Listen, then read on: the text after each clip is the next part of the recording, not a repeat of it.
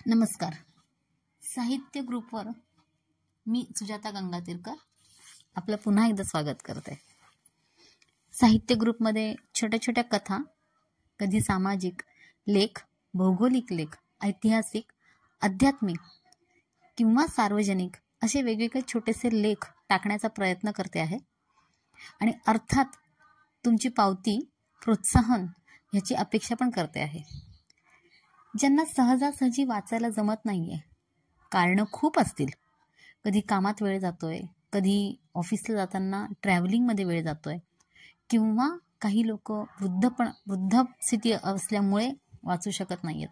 अशा सगळ्यांनाही साहित्य ग्रुपमधले लेख ऐकायला मिळावेत किंवा कानांनी वाचायला मिळावे म्हणून ऑडिओ बुकसारखा प्रयत्न इथे चालू आहे. आणि पुन्हा एकदा अपेक्षा करते की तुम्ही भरभरून प्रतिसाद द्यावा, गोष्टी ऐकाव्यात, कथा ऐकाव्यात आणि आपल्या जवळच्या लोकांना शेअर करावं. आजची कथा आहे एक छोटीशी लघुकथा. नाव आहे मैत्रीण. लेखिका अपर्णा देशपांडे. हे घ्या आई 3,000 रुपये, ठेवा तुमच्याकडे. नवीन सुनबाई ऑफिसला जाता जाता अगदी सहज म्हणाली आणि सुरेखाचे डोळेच भरून आले. मला कशाला ग एवढे पैसे लागतात? अहो, दिवसभर किती गोष्टींना पैसे लागतात बघतीये ना मी दररोज 1 महिन्यापासून. दारावर भाजी येते, फळवाले येतात, तुम्ही ते सगळं घेऊन ठेवतायत. कामवाली कधी कधी जास्तीचे पैसे अडीअडचणीला मागते. तुमची भिशी असते, असू देत तुमच्याजवळ. अगं, पेन्शन मिळतीये ना तुझ्या सासऱ्यांची, ते असताना त्यांच्याकडे मागत असे. आता न मागता महिन्याच्या महिन्याला सरकार देतं. सुरेखा हसून म्हणाली, तुम्ही भिशीच्या ग्रुपबरोबर एखादा सिनेमा, भेळ पार्टी, एखादं नाटक असे कार्यक्रम ठरवत जा ना आई.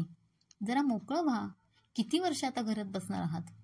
अमेयाने सांगितलंय मला तुम्ही किती त्रासातून कुटुंब वर आणलंय. मोठे दादा तर अमेरिकेत असतात, ताई सासरी खुश आहेत. मग तुम्ही पण आता आपलं जग निर्माण करा आणि तुम्ही पण खुश राहा, हॅप्पी राहा. मला माहिती आहे तुम्ही तुमच्या इच्छा दाबून टाकल्यात, पण आता जगा स्वतःसाठी. मी आहे ना तुमच्या बरोबर. इतक्या लहान वयात कुठून आलं ग तुला शहाणपण? आई, मी जेव्हा 10-12 वर्षाची होते ना, तेव्हा आजी एकदा आत्याकडेच राहायला निघाली होती. माझ्या आईने पटकन 600 रुपये काढून हातावर ठेवले आणि म्हणाली, तिथे नातवंडांना बाहेर घेऊन जा. आजीकडून म्हणून काहीतरी खाऊ घाला, त्यांना खेळणी घेऊन द्या.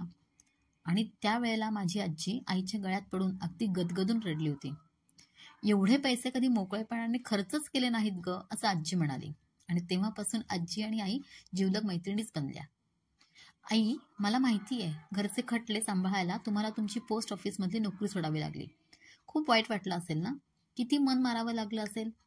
शिवाय प्रत्येक लहान मोठ्या घरच्याच खर्चासाठी नवऱ्यापुढे हात पसरावे लागले असतील. नवरे देखील उपकार केल्यासारखे बायकोच्या हातात पैसे ठेवतात. तुमची पेन्शन राहू दे आई, मला कधी कमी पडलं तर मी तुमच्या जवळच मागेन. अगं, सगळं आजच बोलणार आहेस का? जा आता, तुला उशीर होईल.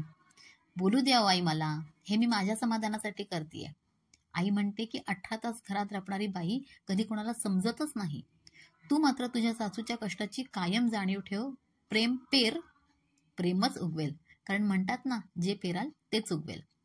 सुरेखाने भरल्या मनाने सुनेच्या गालावर थोपटलं आणि दिसेनाशी होईपर्यंत ती दारात उभी राहिली. आणि तिच्या मनात आलं, सून आल्यावर मी आणखीनच घरात अडकेन असं वाटलं होतं, पण उलट कवाडं उघडून तू तर मला बाहेरचं आकाश मोकळं करून दाखवलंस. माझी इच्छा आहे प्रत्येकाला अशीच सून मिळो. जय श्रीराम.